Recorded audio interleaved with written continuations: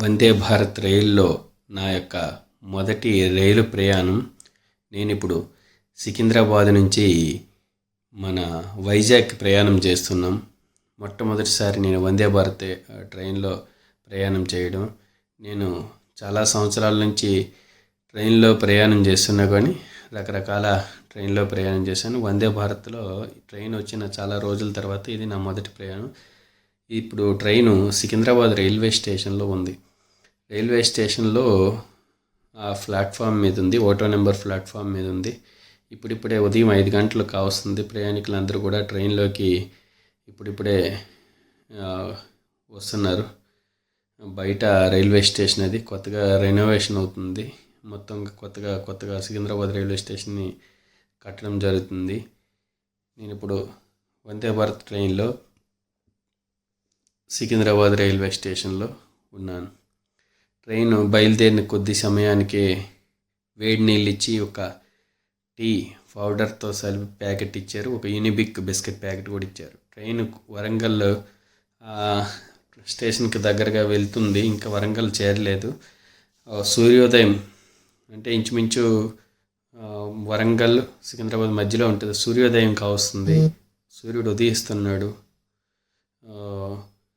చాలా చాలా బాగుంది. సూర్యుడు ఉదయించిన ఈ దృశ్యం మనకి కన్నుల విందుగా ఉంది. మేఘాలు కూడా చాలా ఆనందంగా ఉన్నాయి.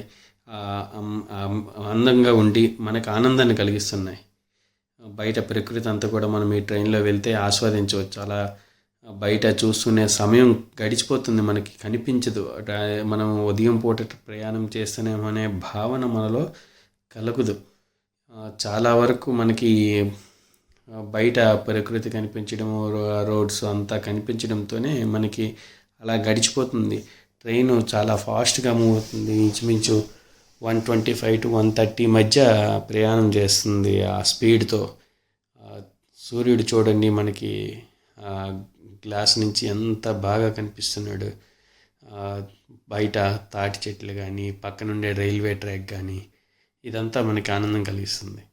తర్వాత మనం కొద్ది దూరం వెళ్ళాక బయట పొలాలని నాట్లు వేస్తున్నారు. ఇంచుమించు ఇది విజయవాడ దాటిన తర్వాత తీసినటువంటి చిత్రం ఇది. ఇక్కడ బయట పొలాల్లో వరి నాట్లు వేస్తున్నారు. పొలాలంతా నారుమడులంతా సిద్ధం చేసుకొని, మడినంతా సిద్ధం చేసుకొని నాట్లు వేయడానికి అనువుగా పెట్టుకుంటున్నారు. ఇది కూడా మన గోదావరి జిల్లాలు కాబట్టి చాలా అందంగా ఉంటుంది ప్రకృతి. గోదావరి జిల్లాల్లో ఇంకా అందంగా ఉంటుంది ప్రకృతి. ఎటు చూసినా పచ్చదనమే. మనకి చూడడానికి 2 కళ్ళు కూడా సరిపోవు అనే విధంగా ఉంటుంది. చూడండి ఎంత పచ్చగా ఉందో. ఇది ఇంచుమించు కొవ్వూరు దగ్గరలో రైల్వే ట్రాక్ పక్కనే తీసినటువంటి వీడియో ఇది. ఇక్కడ కూడా గోదావరికి మనం దగ్గరికి చేరువలో ఉన్నాం. గోదావరి బ్రిడ్జికి. గోదావరి బ్రిడ్జ్ మనకి దగ్గరగా ఉంది. ఇప్పుడు మనం కొవ్వూరు రాజమండ్రి మధ్య ప్రయాణం చేస్తున్నాం. మనకి కనిపిస్తుంది గోదావరి నది. గోదావరి నది చాలా ఉధృతంగా ప్రవహిస్తుంది. వర్షాకాలం కాబట్టి నీరు కూడా చాలా ఎక్కువగా వస్తుంది. గోదావరి నదిలో మనం చూడండి ఎరుపు రంగు నీరుని చూడవచ్చు. వర్షాకాలం కాబట్టి నీరు కొంచెం ఎరుపు రంగుతో ఉంది. కొంచెం మట్టి కలర్లో కనిపిస్తుంది. కొంచెం మనం గోదావరి బ్రిడ్జ్ పైన ఉన్నాము. రాజమండ్రి వైపు వెళ్తుంది మన యొక్క ప్రయాణం సాగుతుంది. ట్రైన్ కూడా రాజమండ్రి వైపు వెళ్తుంది. మనము ఇప్పుడు చూస్తున్నది పురాతనమైనటువంటి గోదావరి నది పైనటువంటి గామన్ ఇండియా బ్రిడ్జ్. అది గామన్ ఇండియా బ్రిడ్జ్ అని పిలుస్తారు దాన్ని. అదే అనుకుంటా. ఏదైనా తప్పు ఉంటే కొంచెం మన్నించండి. గామన్ ఇండియా బ్రిడ్జ్ అని నాకు గుర్తు. ఈ పాత పురాతనమైనటువంటి బ్రిడ్జ్, దానికి ఆ వెనుక వైపు కనిపిస్తుంది రోడ్ కమ్ రైల్ బ్రిడ్జ్. ఈ గామన్ ఇండియా బ్రిడ్జ్ పైన రైలు వెళ్ళే టైంలో నేను కూడా ప్రయాణం చేసిన వారిలో ఒకడిని. అది చాలా ఆనందం నాకు. నేను చదువుకునే రోజుల్లో భీమవరంలో డిఎన్ఆర్ కాలేజీలో చదువుకునే రైళ్ళు ఆ బ్రిడ్జ్ పై నుంచి కూడా ప్రయాణం చేసేవి. గోదావరి నదిలో చిన్న చిన్న పడవలు, చేపలు పట్టే జాలర్లు పడవలు ఉన్నాయి. మధ్యలో ఒక ఐలాండ్ కూడా ఉంటుంది గోదావరి మధ్యలో. తర్వాత గోదావరి నది చాలా ఎక్కువగా ఉంది వాటర్ కూడా. ఇప్పుడు రాజమండ్రి వైపు మన ప్రయాణం సాగుతుంది. ఇంకా గోదావరి నది చూడండి ఎంత పెద్దదో. ఇంకా గోదావరి నది మీదే ఉంది బ్రిడ్జ్, ట్రైను. ఆ బ్రిడ్జ్ పైనే ప్రయాణం చేస్తున్నాం మనము. చాలా అందంగా ఉంటుంది రాజమండ్రి పరిసరాలంతా కూడా. అలా మనం ఉండిపోవాలనిపిస్తుంది ఆ వాటర్ని చూస్తుంటే. నదుల్లో వాటర్ ఇక్కడే కాదు, ఎక్కడ చూసినా కూడా నదుల్లో వాటర్ ప్రయాణం చేసే తీరదంతును. ఆ రోడ్ కమ్ రైల్ బ్రిడ్జ్ దాటాక ఒక శివలింగం కనిపిస్తుంది, ఒకేసారి మనకి కనిపిస్తుంది. కానీ మన దీనిలో ఫాస్ట్గా మూవ్ అయిపోయింది. కొంచెం ఇక్కడ రాజమండ్రి దగ్గరలోకి వచ్చిన తర్వాత పెద్ద టెంపుల్ ఒకటి ఉంది. అది నాకు కరెక్ట్గా తెలియదు, ఇస్కాన్ అని అనుకుంటున్నా, కానీ కరెక్ట్గా తెలియదు నాకు. అదేవిధంగా మరొక 3 గోపురాలు కూడా కనిపిస్తాయి మన వీడియోలో. ఇప్పుడు దగ్గర ఇప్పుడు చూడండి, అవి కూడా టెంపుల్సే. గోదావరి జిల్లాలంటేనే పుణ్యక్షేత్రాలకు, దేవాలయాలకు ప్రసిద్ధి. గోదావరి జిల్లాలో ఏ మారుమాలు పల్లెటూరు వెళ్ళినా అక్కడ కనీసం 2-3 టెంపుల్ అయినా ఉంటాయి. కానీ తక్కువ 2-3 టెంపుల్ ఉంటాయి. మనం పురాతనమైనటువంటి రైల్వే గోదాములు కూడా మనకి దర్శనమిస్తున్నాయి. పక్కనే రైల్వే స్టేషన్ ముందరలో ఉంటాయి. ఇవి రాజమండ్రికి వెళ్ళే దారిలోనే ఉంటాయి. రాజమండ్రి స్టేషన్కి వెళ్ళే దారిలోనే ఉంటాయి.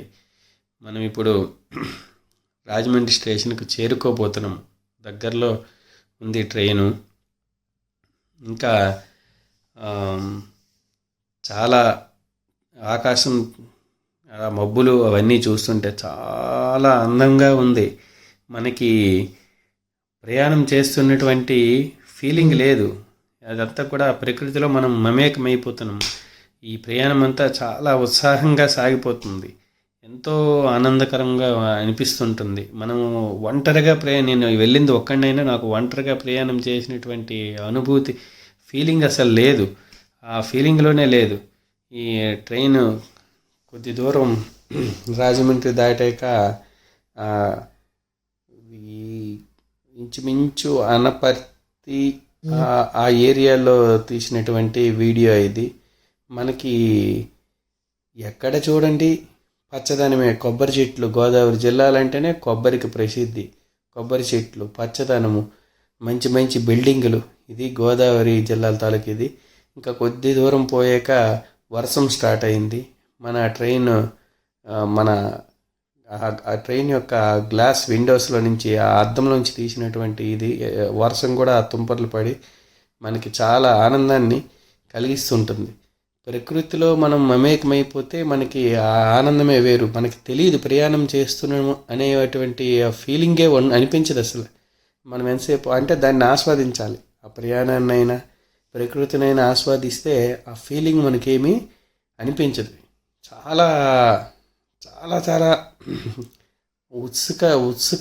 ఉత్సాహంతో ఉంటాం. ఇంచుమించు 12 సమయానికి లంచ్ కూడా వచ్చింది. ఇప్పుడు మన యొక్క ప్రయాణము అనకాపల్లి దగ్గరలో సాగుతుంది. అనకాపల్లి, దువ్వాడ ఆ ఏరియాలో ఉంది మన ట్రైను. ఇక్కడికి వచ్చేసరికి మనకి ఎత్తైన కొండలు, మనకు ఉత్తరాంధ్ర ఏరియాకి వచ్చేసరికి ఎత్తైన కొండలు, ఈ విధమైనటువంటి ప్రకృతి కనువిందు చేస్తుంది. ఈ కొండల మధ్యలో నుంచి మనకి కొన్ని దగ్గరలో అయితే కొండల మధ్య నుంచే ట్రైన్లు వెళ్తుంటాయి. కానీ ఇక్కడ మన ట్రైన్ అయితే కొండల మధ్య నుంచి ఏమి వెళ్ళదు, కానీ కొండలు పక్కగా పోతుంటుంది.